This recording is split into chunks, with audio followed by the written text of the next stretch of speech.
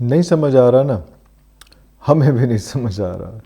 ہم کہنا بھی نہیں چاہ رہے کہ ایسی کوئی حرکت ہوئی ہے، کوئی ایسی کوئی میچ فکسنگ ہوئی ہے یا کوئی ایسا کوئی مسئلہ ہوا ہے، لیکن کیا کریں، اس سے بات آگے نہیں نکل پا رہی ہے. ہم تو آج کا میچ میں نے نہیں دیکھا، یہ دو میچ ہو رہے ہیں، ایک وہ آسٹریلیا کا اور اس کا بنگلہ دیش کا ہو رہا ہے، ایک دوسرا ویسٹ انڈیز کا. لیکن وہ بھائی نہیں سمجھ نہیں آ رہی، اتنا کوئی سر پہ پریشر آیا ہے اچھی بھلی گیم جاتے جاتے، ایسی کوئی صورتحال کریٹ ہوئی ہے کہ ہم چوکے ہو گئے ہیں کل کے میچ پہ. سمجھ ہی نہیں آ رہی کہ آگے کیا کریں، کیسے جائیں یار. مطلب کوئی وہ کہتا ہے کوئی شرم ہوتی ہے، کوئی حیا ہوتی ہے، مطلب تھوڑا سا تو آپ ایفرٹ پٹ ان کرتے ہیں. آپ جیسے جیسے شروع کرتے ہیں چیز کو ویسے ویسے کوئی بلڈ اپ بنتا ہے، کچھ سمجھ ہی نہیں آ رہی کیا ہو رہا ہے. اب آپ یہ دیکھیں، میں آپ کو تھوڑا سا اس کا بیک گراؤنڈ بتاؤں کہ اس وقت جو حکومت ہے وہاں پہ وہ اوبیسلی طالبان کی ہے، اور وہ اس کے کافی ڈیسنٹ ریلیشن شپس ہیں پاکستانی گورنمنٹ کے ساتھ، اور وہ بڑا جس کو شاید کہتے ہیں کہ بڑا پیار کرتی ہے پاکستانی گورنمنٹ کے ساتھ اس میں. لیکن ایٹ دا سیم ٹائم جب آپ پلیئرس کو دیکھتے ہیں تو پلیئرس کرکٹ کے جو ہیں وہ یس ہمارے پاس پی ایس ایل تو کھیلنے آتے ہیں کچھ پلیئرز ان کے، لیکن وہ بڑی نفرت پائی جاتی ہے. آپ کے کراؤڈ میں بھی دیکھا آپ نے جو پاکستان اور اس کا افغانستان کا میچ تھا، وہ بڑا ایک آڈ سا میچ تھا. وہ کراؤڈ باہر بھی جنگ، آپ کو یاد ہے انگلینڈ میں جب میچ پھنس گیا تھا اور بڑا مشکل صورتحال ہو گئی تھی، تو اس میں وہاں پہ باہر لڑائی ہو گئی تھی. اور اس بار دبئی میں خاص طور پہ کہنا پڑا تھا کہ کوئی ایسی آڈ سچویشن ہو جائے تو پلیز آپ نے کراؤڈ آپ نے لڑنا نہیں ہے. اس قسم کے مسائل پیدا ہو گئے تھے. پھر یہ بھی آپ نے فوٹیج دیکھی ہوگی کہ جو افغانی جو ہے وہ وہاں پہ دبئی اسٹیڈیم میں کس طرح سے اوپر چڑھ کے جا کے وہ بغیر ٹکٹ کے ان کے جو لوگ ہیں کراؤڈ ہے وہ کیسے جا رہا تھا وہ سارا کچھ. تو یہ ایک یہاں کا ایشینز کا ایک سٹائل ہوتا ہے، وہ کھڑکی توڑ والا سلسلہ سارا کچھ وہ چلتا ہے.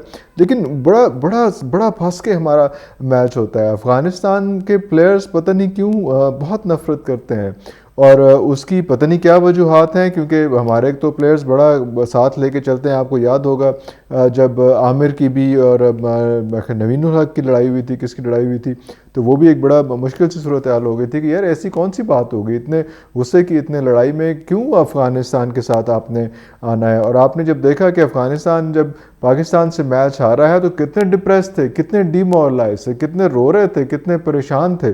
اور وہ پھر ایک یہ بھی تھیوری بنی کہ جو اصغر افغان چھوڑ کے گیا کیونکہ اس کا بھائی کریم جنت جو ہے اس نے چار چھکے کھا لیے تھے آصف علی سے، تو اس کی وجہ سے شاید وہ اتنا ڈی مورلائز ہوا. لیکن اب تو وہ بھی تھیوریز چینج ہو رہی ہیں. وہ تو تھیوریز اس طرف کی طرف جا رہی ہیں کہ اشرف خان کو شاید پتہ چل گیا تھا کہ یہ کوئی کھچڑی پکڑی ہے انڈیا کے ساتھ، کیونکہ بہت سے پلیئرز جو ہیں وہ انڈیا میں جا کے وہاں پہ پی ایس ایل کھیلتے ہیں، ان کا آئی پی ایل کھیلتے ہیں. اور آئی پی ایل کی بہت بھاری پرائس ہے، اوبیسلی دنیا کی بڑی بہت expensive, one of the most expensive league I P L کہلایا جاتا ہے اس میں. اور اس میں وہ جو آپ کے مجیب الرحمان ہیں، وہ جو آپ کے اسپن بالر ہیں جن کو مسٹری بالر، مسٹری اسپنر بھی کہا جاتا ہے، وہ بھی وہاں جا کے کھیلتے ہیں، جن کو بڑے آرام سے بڑے سکون سے. یہ وہ پلیئر ہیں جنہوں نے پہلے میچ میں 5 وکٹیں لینی تھی ہمارے خلاف، پاکستان کے خلاف جو ہے وہ سب سے کم ان کا ریٹ تھا. 4 اووروں میں انہوں نے 14 رن کھایا تھا. اور اس کے بعد نیکسٹ میچ میں انہوں نے ان کو کھلایا نہیں، شاید پلاننگ کر کے نہیں کھلایا، کیونکہ اس کے بعد انہوں نے یہ فیصلہ کیا کہ اس میچ میں، انڈیا کے میچ میں بھی وہ نہیں کھیلیں گے. انجری ہو گئی کیا ہو گئی، کیونکہ وہ مسٹری اسپنر ہے، بڑا خطرناک اسپنر ہے، اور وہ انڈیا میں آئی پی ایل میں سب سے مہنگا بک رہا ہے. اس کی بڈ جو ہے وہ سٹارٹ ہوتی ہے تقریباً 1.5 کروڑ انڈین روپیز سے. 1.5 کروڑ انڈین روپیز جو ہیں وہ ہمارے پاکستان کے جو ہے تقریباً 3 کروڑ کے قریب بن گئے. اور آپ دیکھ لیں پھر افغانستان میں اگر ملٹی پلائر لگاتے ہیں، اور آپ خود ہی آج سے تھوڑی محنت کر لیا کرو نا یار، تھوڑی محنت کر لیں، جا کے چیک کریں کہ کتنی اماؤنٹ بنتی ہے، تو بہت زیادہ اماؤنٹ بنے گی وہاں پہ کہ کتنی اماؤنٹ کے بنتے ہیں. اور یہ سارے اس میں کریم جنت وہاں پہ کھیلتے ہیں. اس میں مطلب میرے پاس لسٹ پڑی ہوئی ہے کون کون سے پلیئرز کھیلتے ہیں وہاں پہ. اس میں قاسم احمد ہیں، قیس احمد ہیں، اس میں کریم جنت ہے، نوین الرحمان ہے، اس میں رحیم اللہ گلباز ہیں، وہ ہیں. اس میں بہت سے لوگ جو ہیں وہاں پہ وہ کھیلتے ہیں، نور احمد کھیلتے ہیں. تو یہ سب کچھ ان کی بڈ لگتی ہے، اور وہاں پہ جو ہے وہ اچھا ایکسپینسو گیم کھیلتے ہیں. لیکن یہاں پہ ہمیں سمجھ ہی نہیں آ رہی. ہم کوشش کر رہے ہیں کہ تھوڑا سا پتہ چل جائے کہ یار میں نہیں کہنا چاہ رہا، لیکن مجھے یہ بتا دو کہ کس طرح سے ہو سکتا ہے کہ پہلے سارے میچز میں آپ نے ٹاس جیت کے پہلے بیٹنگ کی، ادھر آ کے آپ نے جو ہے بڑے آرام سے ٹاس بھی جیت کے پہلے بالنگ کی، حالانکہ آپ کو پتہ تھا کہ اس وقت انڈیا کو ضرورت ہے کہ وہ اپنا رن ریٹ ٹھیک کر لے. اگر آپ پہلے بیٹنگ کر لیں اور انڈیا بہت دھانسو ہو کے آپ کو جلدی آؤٹ کر لے تو پھر بھی اس کا رن ریٹ ٹھیک نہیں ہوتا. رن ریٹ ٹھیک اسی وقت ہوتا ہے کہ جب آپ وہ 65-66 اسکور سے آپ کو ہرائے گا. 66 اسکور سے ہرانے کا کیا مقصد ہے؟ اسے ہرانے کا مقصد یہ ہے کہ آپ کو انڈیا کو پہلے باری دینی ہے اور اس کو اتنا اسکور کروا لینا اپنے اگینسٹ. مطلب اس وقت بھی T20 کا ہائیسٹ اسکور آپ نے کروا لینا. وہ ٹیم جو ہے 110 اسکور لاسٹ ٹائم جو ہے وہ کر پائی تھی. وہ ٹیم جو پاکستان کے خلاف جو ہے وہ 150 اسکور کر پائی تھی اور اس نے کھا لیا تھا اسکور. وہ اگلی بار اس نے نیوزی لینڈ کے خلاف 110 اسکور کیا تھا اور وہ ٹیم جو ہے وہ اس کو وہ 210 اسکور آپ کے خلاف کری. کس ٹیم کے خلاف؟ اس ٹیم کے خلاف جو نمبر 2 اپنے گروپ میں کھڑی ہوئی, جس کے جو نیٹ رن ریٹ ہے وہ نمبر 1 پاکستان سے بھی زیادہ ہے. اس میں وہ 3+ پہ کھڑے ہوئے ہیں اس میں. تو اس ٹیم کے ساتھ جو ہے وہ اس طرح کی صورتحال ہوگی کہ ایک دم ایسے ٹھوس ہو گئے بڑے کیلکولیشن کے ساتھ. اس میں جو آپ نے پھر فیلڈنگ دیکھی, آپ نے فیلڈنگ کا معیار دیکھا, پھر آپ نے فیلڈنگ کے ساتھ ساتھ بالنگ کا معیار دیکھا کہ جو بالر انکلوڈنگ محمد نبی دا کیپٹن, وہ جو بھی بالر جس نے اچھی پرفارمنس کی ہے اس کو اگلا اوور نہیں ملا ہے. محمد نبی نے اچھی پرفارمنس کی, ایک اوور میں 7 رن دیے, اگلا اوور انہوں نے نہیں کروایا. اس میں وہ جو کریم جنت ہے, کریم جنت نے ایک آؤٹ بھی کیا ایک ہی اوور میں اور 7 رن دیے, نہیں وہ نہیں کرایا. تو جس کا کم از کم 9 کا یا 10 کا رن ریٹ جس نے مار کھائی ہے اس کو ان سب نے سارے اوور کرائے ہیں. لیکن جن کا اکانومی ریٹ جو تھا وہ 7 کے اوپر تھا, وہ ان کو نہیں کرایا گیا. تو یہ بہت ساری کانسپائرسی تھیوریز ہیں, یہ ہمیں نہیں سمجھ آ رہی. اس میں آپ نے دیکھا ہوگا کہ وہ فواد چوہدری صاحب بھی بیچ میں آ گئے تو انہوں نے ایک اپنی کانسپائرسی تھیوری دے دی. انہوں نے کہا کہ یار انڈیا صرف اسی صورتحال میں اس وقت آ سکتا ہے کہ وہ دوبارہ ایک ای میل ڈال دے نیوزی لینڈ کو کہ بھائی جان UAE میں بھی آپ کو سیکیورٹی کا خطرہ ہے, اور وہ I-5 والی چیز وہ اس میں بھی ڈال دے, اور وہ نیوزی لینڈ کہے کہ بھائی ہم نے یہاں پہ بھی نہیں کھیلنا, ہم جا رہے ہیں. تو صرف واحد یہ ریزن ہے اس میں. اب تو ہمیں خوف تو یہ آ رہا ہے کہ افغانستان جو اس طرح سے اتنا فلیٹ ہو کے بالکل زیرو ہو کے اس نے افغانستان نے انڈیا کے خلاف جو ہے وہ بالکل سرنڈر کر دیا تھا کہ بس جو آپ کو چاہیے آپ بتائیں کتنے رن چاہیے, کتنے رن سے ہم نے ہارنا ہے, کتنا رن آپ کو کرانے ہیں.